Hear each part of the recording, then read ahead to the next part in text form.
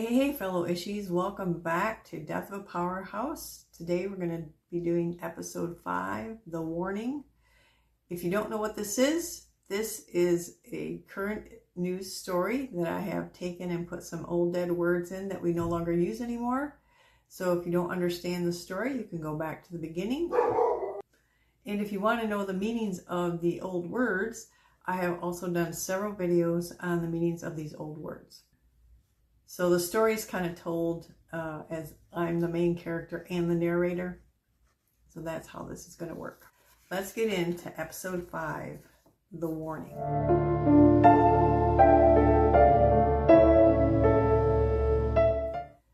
There are certain discoveries that arrive with dramatic fanfare. A witness appears. A confession surfaces. A hidden document falls in your lap. Then there are discoveries that arrive quietly and proceed to make you womblecrump for 3 days. This was one of those. The message reached me late on a Thursday evening from the same source inside Veritas Meridian who had first hinted that Charlene had begun questioning foreign investments. By then I had learned not to expect pleasantries. The source communicated like a man being charged by the word. The message contained only one sentence. You're looking in the wrong year. That was it. No explanation, no context, no signature. I stared at the screen for several minutes before replying. What happened a year ago? The response did not arrive until the following morning. Asked what Charlene was saying before she died, not after. Now that was interesting. Most investigations move forward. This one seemed determined to march backward through time like a stubborn mumpsimus refusing to acknowledge reality. The more I thought about it, the more it bothered me. Everyone has spent months discussing what happened on the day of the murder.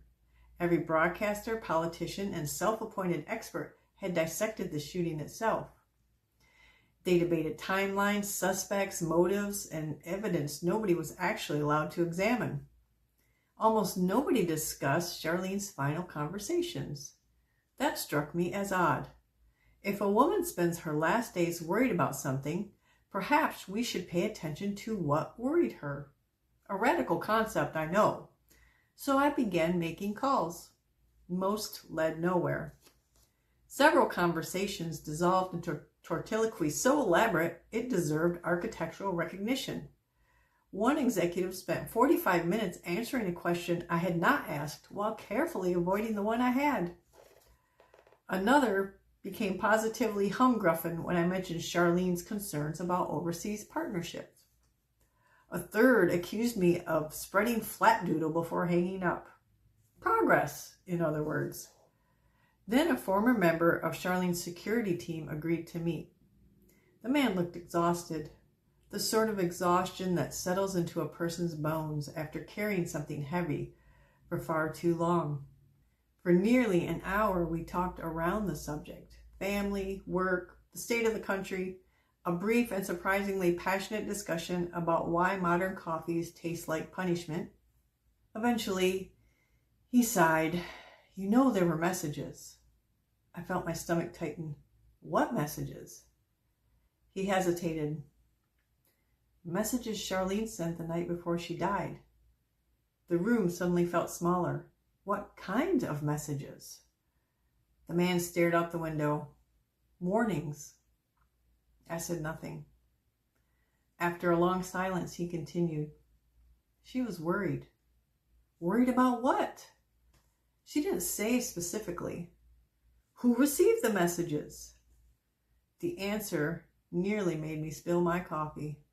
Several people. I waited. Then he named them. One was connected to security. The other was Griff King. For a moment, I genuinely wondered if I had heard him correctly. Griff. Charlene's longtime friend. The man who appeared on television assuring viewers that speculation was irresponsible and questions were dangerous. The same Griff who spoke with such practical ataraxia that audiences mistook composure for wisdom. What exactly did the messages say? The security officer shook his head. I never saw the originals. Then how do you know about them? Because people talked afterward. That answer frustrated me. I had no desire to become one of those quidnuncs who build entire theories from whispers and half-heard rumors. The world already contained enough ultra-crepidarians confidently discussing subjects they understood about as well as decorative lawn furniture. Still, something felt wrong. Very wrong. Over the next week, I managed to confirm the existence of the messages through 2 additional sources. Not the contents, the existence.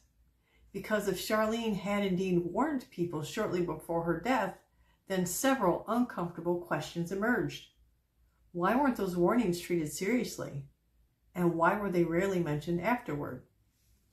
And why did so many people seem determined to pretend they never existed? The entire situation gave me the collywobbles. Not because it proved anything, but because it suggested something. Charlene may have been frightened. That realization changed everything. Until then, I had viewed Charlene's concerns about foreign influence and financial irregularities as intellectual disagreements, boardroom disputes, policy arguments. Now I began wondering whether she believed something more serious was happening. Meanwhile, public discussion of the case continued deteriorating into complete humbuggery. Broadcasters spent hours attacking anyone who questioned the official narrative. Professional snools nodded along obediently. Various prickmadantes appeared online explaining why citizens should stop asking questions and trust institutions that refuse to release evidence. Even Jake Fife seemed desperate. Every broadcast found him agreeing more vigorously with Griff. Every week he appeared more anxious than the last. The man possessed all the independent judgment of a weather vane during a hurricane. At one point, he attempted to ridicule skeptics by declaring that only conspiracy theorists cared about sealed evidence. A guest calmly responded, "Then release it." Jake blinked twice. His expression suggested a man who had just been handed a mathematics problem written in ancient Sumerian. Griff smoothly redirected the conversation before any damage could occur, as usual. By then, I had begun noticing another curious phenomenon. Whenever Charlene's concerns were discussed, people became remarkably eager to change the subject. Mention foreign influence, subject change.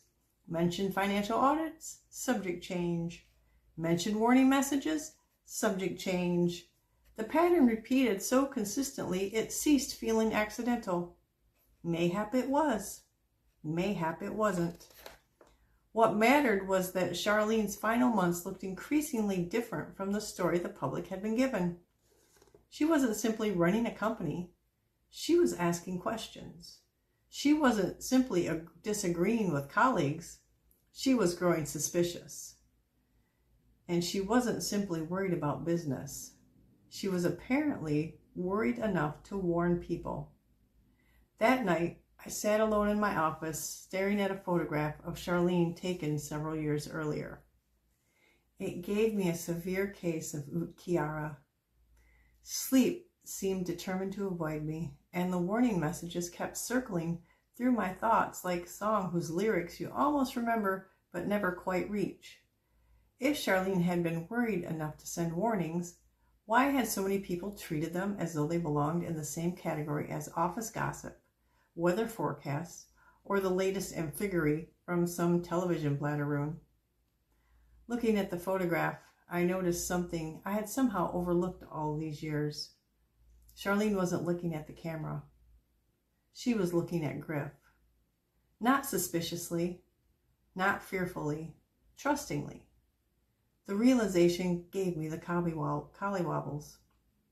Whatever had happened later, there had once been genuine trust between them, real friendship, real loyalty, the sort of thing that cannot be manufactured by consultants, purchased through public relations programs, or recreated through carefully rehearsed causerie. The more I looked at the photograph, the more one thought refused to leave me alone. What if Charlene had seen the danger approaching long before anyone else? And what if the people she warned either failed to listen or chose not to? What I didn't know then was that the answers were sitting inside a collection of old text messages. Messages that would soon reveal Charlene had been changing her mind for far longer than anyone realized. And suddenly the warning messages no longer seemed like the beginning of the story. They looked like the end of one. So yay, that is the end of episode 5. I really struggled my way through that one, but I got Kiara right. Finally said it right. So any thoughts or comments, any idea who did it or what the messages were? Tune in next time, episode 6. I think it's going to be called Charlene Stops Cooperating. Don't forget to like and subscribe if you want more content like this. So, yes, it's me again. Today I wanted to give a shout out to a creator called Xluminant. He is a wordsmith or a poet, whatever you want to call it, and whatever you want to call him. And he has found a way to put his words to music. He does all kinds of different genres. He's got some really good, powerful songs, powerful words. And it would be really easy to support him. I will put the channel in the description. It doesn't cost anything to support the content that you like, just to like and subscribe. Maybe leave a comment if you feel the need. But he's doing a lot of good things. He's just having a real hard time. The songs up to this point have had no bad words or anything, but some of the topics are a bit deep, which I think makes the song better. But again, just liking and subscribing to his channel if you like his content. Now, he has done some lives. I cannot vouch for the lives because they've been coming on at 10 or 11 o'clock at night, so I have not I've only seen the first live he ever did. So I don't know the topics. I don't know if that's interesting. Maybe if you're in another country and it's a more reasonable time for you, you can check that out too. But I'd really like to support him because I like his music. That's all I have. See you next time.